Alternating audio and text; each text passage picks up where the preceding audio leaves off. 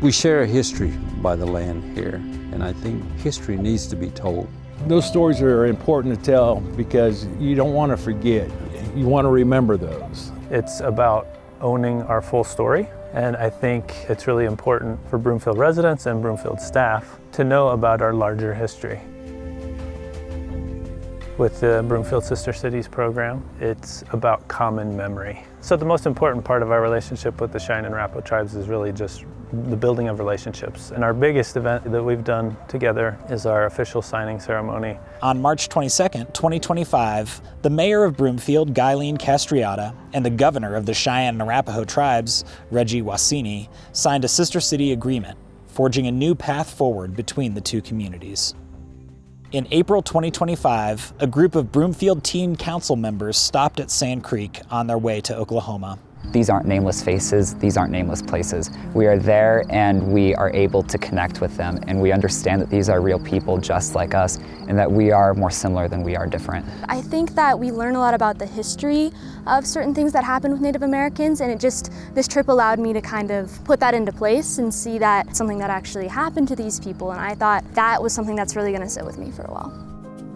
Once the Teen Council arrived in Oklahoma, they were warmly welcomed by Fred Mesquita and Frank Medicine Water and their families. During the visit, the teens met with the Cheyenne and Arapaho Tribes Teen Council, toured historic areas near the headquarters in Concho, and attended a powwow. We were very welcome there, very loved. We even got some gifts, which was very nice. And I really just think it's a beautiful connection that Broomfield has with them, and I think that making these strong connections with them can really help us understand each other more. This is Water Runs Back open space.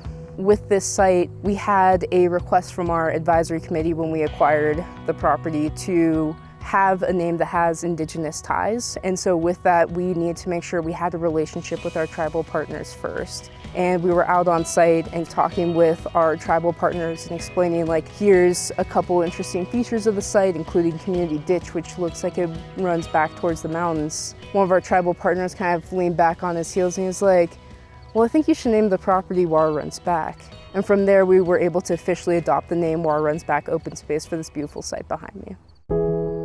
Oftentimes, the episodes about the displacement of Native people are left out of our common histories that we share. Recognizing, acknowledging, and working to find a better way in light of our past. And their story of resilience and how they continue to move forward, they continue to tell stories, and they continue to hold these memories with them while also creating new ones. We're hoping that this place can be a point of connection, a point of healing for everyone. As the Broomfield community, this is something where we can learn how to address our shared history, however painful that is, and create new history together.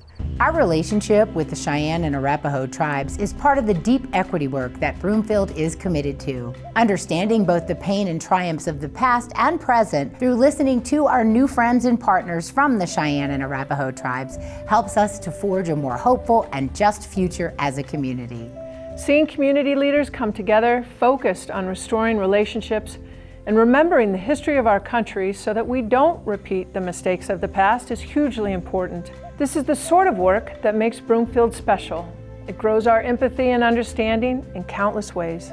As people drive by, hopefully they think that, hey, this used to be Indian land, and those were the people that used to be here, and they should move you in a way to where you're like, hey, we're all in it together. There is no me, it's we.